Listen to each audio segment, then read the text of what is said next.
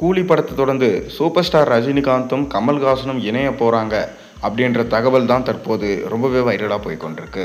ஆனால் இந்த படத்தையும் லோகேஷ் தான் எடுப்பார்னு சமீபத்தில் சொல்லப்பட்டது. இப்போ வந்திருக்க தகவல் என்னன்னா, லோகேஷ் இந்த ப்ராஜெக்டில் கிடையாது, டைரக்டர் மாற்றியாச்சு. கூடிய விரைவிலேயே இந்த படத்துக்கான டைரக்டரை நாங்கள் அறிவிப்போம் என அவர் சொல்லியிருந்தார். மேலும் இந்த டைரக்டர் யார் என்பது இப்போ ரிவீல் ஆயிருக்கு. அதாவது லோகேஷ் கூலி என்ற மிக பிரம்மாண்டமான படத்தை எடுத்திருந்தார்.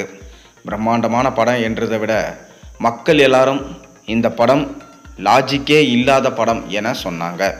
நெகட்டிவ் விமர்சனங்கள் ரொம்ப அதிகமாக வந்தது. ஆனாலும் 500 கோடிக்கு மேலே வசூல் செஞ்சு சன் பிக்சர்ஸை காப்பாற்றிடுச்சு.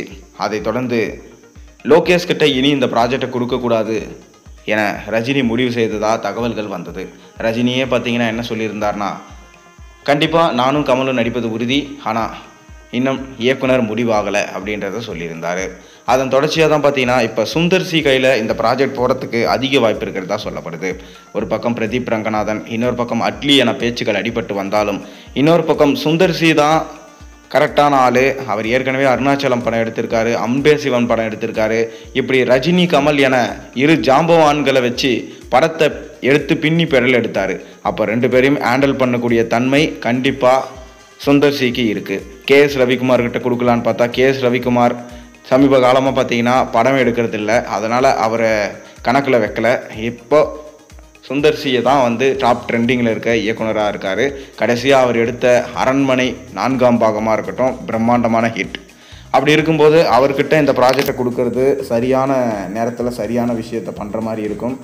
கண்டிப்பாக கேங்ஸ்டர் படத்துக்கு ஏற்ற மாதிரி கதைக்களத்தை ரெடி பண்ணி திரைக்கதையும் மேக்கிங் பண்ணி பக்காவான ஒரு படத்தை கொடுப்பாரு. அப்படி இல்லைனா சந்திரமுகி போல் ஒரு பேய் கதையை கொடுத்தாலும் ஆச்சரியப்படுறதுக்கு இல்லை.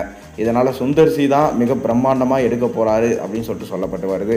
இன்னொரு பக்கம் சுந்தர் சி அவருடைய சங்கமித்ரா கதையை தூசி தட்டி அதை ரஜினி கமல் வச்சு எடுத்துருவாரோ அப்படின்ற ஒரு சின்ன சந்தேகமும் மக்கள் மத்தியில் இருக்க தான் செய்யுது. பொறுத்திருந்து பார்ப்போம். ரஜினி கமலை வச்சு நம்ம இயக்குனர் யார் எடுக்க போகிறாங்க அப்படின்றத இன்னும் கன்ஃபர்மேஷன் ஆகலை. அது நியூஸ் வரும்போது தெரியும். நீங்கள் உங்கள் கருத்துக்களை மறக்காமல் கீழே கமெண்ட்டில் சொல்லுங்கள். மேலும் சேனலுக்கு சப்ஸ்கிரைப் பண்ணி லைக் பண்ணுங்கள், பெல் ஐக்கனை ப்ரெஸ் பண்ணுங்கள். அப்போ தான் நான் போடுற வீடியோஸ் எல்லாம் உங்களுக்கு நோட்டிஃபிகேஷனாக சேரும்.